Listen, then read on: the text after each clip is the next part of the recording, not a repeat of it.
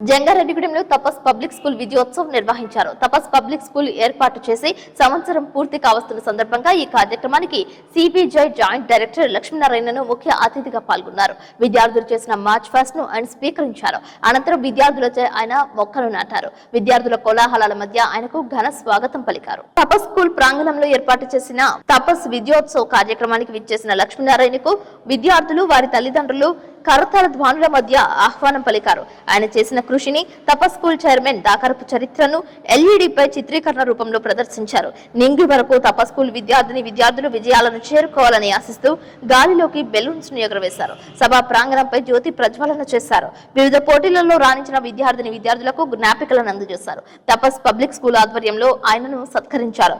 విద్యార్థులు వేసిన పలు సాంస్కృతిక కార్యక్రమాలు చూపర్లను అలరించాయి. దేశభక్తి గీతాలకు నృత్యాలు వేశారు. ఈ సందర్భంగా సిబిఐ మాజీ జాయింట్ డైరెక్టర్ లక్ష్మీనారాయణ చేసిన ఉపన్యాసంపై విద్యార్థుల విద్యార్థులు హర్షం వ్యక్తం చేశారు. తపస్ స్కూల్ ఆవిర్భావం తదితర అంశాల గురించి దాకరపు కృష్ణ మాట్లాడారు. తపస్ స్కూల్ మరియు జూనియర్ కాలేజీ వారు నిర్వహిస్తున్న ప్రథమ వార్షికోత్సవంలో మనందరినీ కలవడం, ముఖ్యంగా ఈ college school director Shri Krishna గారిని కలవడం చాలా గొప్ప అదృష్టంగా నేను భావిస్తున్నాను.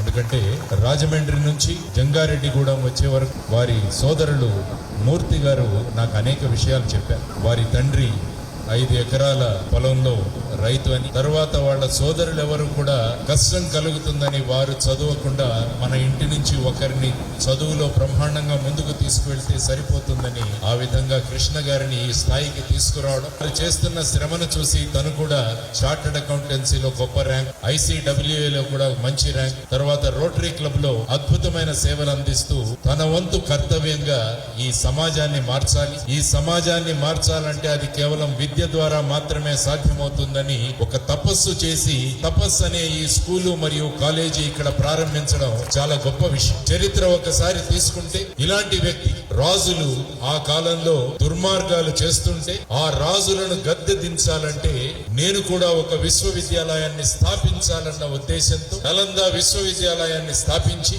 చాణక్యుడు ఆ నందరాజులను కిందికి దించి చంద్రగుప్తుడిని రాజుగా చేస్తాడు. అంటే ఒక వ్యక్తిలో పట్టుదల ఉంటే ఏ విధంగా మార్పు తీసుకురావచ్చు అన్నదానికి నేను అక్కడ చాణక్యుని గురించి చదివితే ఈ రోజు తను మాట్లాడుతున్నప్పుడు మళ్ళా ఒక చాణక్యుని శ్రీ కృష్ణ గారిలో ఈ రోజు చూడడం జరిగింది. చాలా సంతోషం. ఎందుకంటే చాలా మంది డబ్బులుంటే ఎక్కడ రియల్ ఎస్టేట్ బాగుందా, ఎక్కడ భూములు బాగున్నాయా, ఎక్కడ బంగారం రేటు పెరుగుతుందా, ఇవి కొనుక్కోవాలని ప్రయత్నం చేస్తున్న తరుణంలో దార్శనికులు ఎప్పుడూ కూడా విద్య ద్వారా సమాజంలో మార్పు తీసుకురావాలన్న ఒక గొప్ప ఉద్దేశంతో ముందుకు వచ్చిన తనని అభినందిస్తూ తనకన్నా వాళ్ళ అమ్మా నాన్నలకు నేను చేతులెత్తి నమస్కారం చేస్తున్నాను వారిద్దరికి. ఎందుకంటే తల్లిదండ్రుల పాత్ర చాలా ముఖ్యం. వారు ప్రసంగంలో చెప్పారు తల్లిదండ్రుల పాత్ర చాలా ముఖ్యమని. కాబట్టి ఈ రోజు కూడా నేను ముఖ్యంగా విద్యార్థులు కాకుండా తల్లిదండ్రులతో మాట్లాడడానికి ఈ రోజు ఇక్కడికి రావడం జరిగింది. ఎందుకంటే మనం ప్రయాగరాజ్లో ఇప్పుడు భారతదేశంలో కుంభమేళా, మహాకుంభమేళా జరుగుతుంది. ఈ రోజుకు సుమారుగా 40 కోట్ల మంది అక్కడ పవిత్ర స్నానాలు వాళ్ళు ఆచరించాలి. ఆ కుంభమేళాకు, మహాకుంభమేళాకు, ప్రయాగరాజ్కి ముఖ్యమైన కారణం ఏంటంటే అక్కడ 3 నదుల సంగమం, గంగా, యమున మరియు కనిపించకుండా కింద ప్రవహిస్తున్న సరస్వతి, ఆ 3 కలయిక వల్ల ఆ ప్రయాగరాజ్కి ఆ గొప్పతనం వచ్చింది. కానీ ఈ రోజు జంగారెడ్డిగూడెంలో ఈ మైదానంలో నాకు కూడా ఇక్కడ ఒక ప్రయాగరాజ్ కనిపిస్తాం.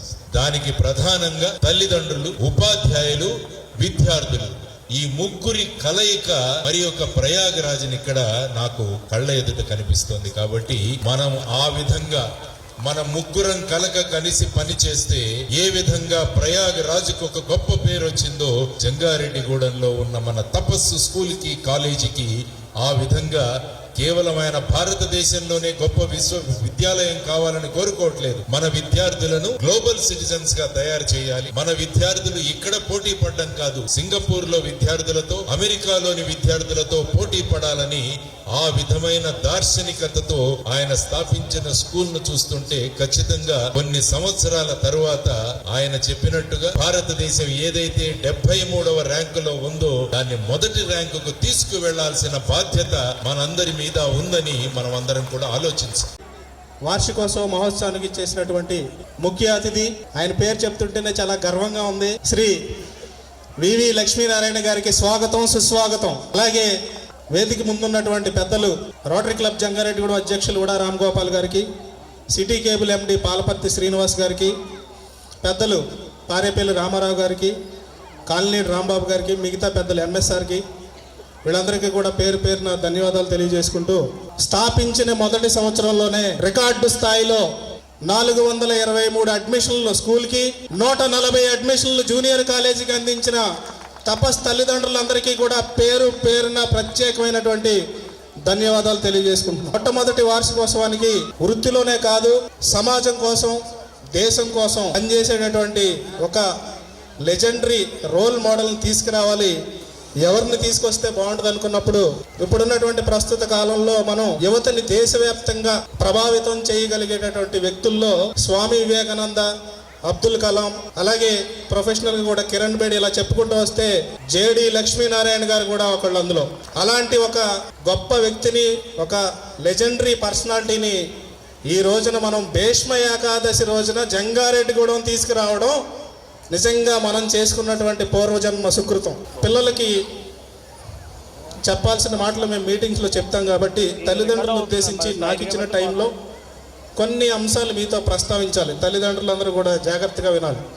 ఇవి ఏదో టైం ఇచ్చారు కదా మాట్లాడాలనే ఉద్దేశంతో కాదు, గత 8-9 నెలలుగా నాకు ఎదురైనటువంటి అనుభవం నుంచి మీతో ప్రస్తావించాల్సినటువంటి అంశం. అసలు ఈ స్కూల్ పెట్టాల్సిన అవసరం ఏముంది, కృష్ణ గారికి చార్టెడ్ అకౌంటెంట్ ప్రొఫెషన్ ఉండగా అని అనిపించవచ్చు. అమెరికాలో ప్రతి 3 సంవత్సరాలకు ఒకసారి పీసా టెస్ట్ అనేది జరుగుతుంది, programme for international students assessment. ఎవరికైనా తెలుసా ఇది? ఇందులో 74 దేశాలు పాల్గొంటున్నాయి. మన భారతదేశం నుంచి మనం ఏదైతే విద్యారంగంలో బాగా అభివృద్ధి చెందామనే రాష్ట్రాల నుంచి పంపించడం జరుగుతుంది ఈ యొక్క టెస్ట్కి. ప్రపంచవ్యాప్తంగా 74 దేశాలు పార్టిసిపేట్ చేస్తే ఈ టెస్ట్లో భారతదేశం స్థానం ఎంతో తెలుసా మీకు? 73వ స్థానం ఉంది. చైనా 3వ స్థానంలో ఉంది. అంటే విద్యారంగంలో ఇంకా మనం వెనకబడే ఉన్నాం, ఇంకా మనం ముందుకెళ్లాల్సిన అవసరం ఉంది. ఈ వ్యవస్థలో కేవలం ఏంటంటే ఒక పారాగ్రాఫ్ ఇచ్చి దాన్ని బట్టి కొట్టి 100కి 99 మార్కులు తీసుకొచ్చి ర్యాంకులు వచ్చినాయని వేసేసుకుంటే మనం విద్యారంగంలో ముందడుగులో ఉన్నాం అనుకుంటే మాత్రం మనం పొరపడినట్టు.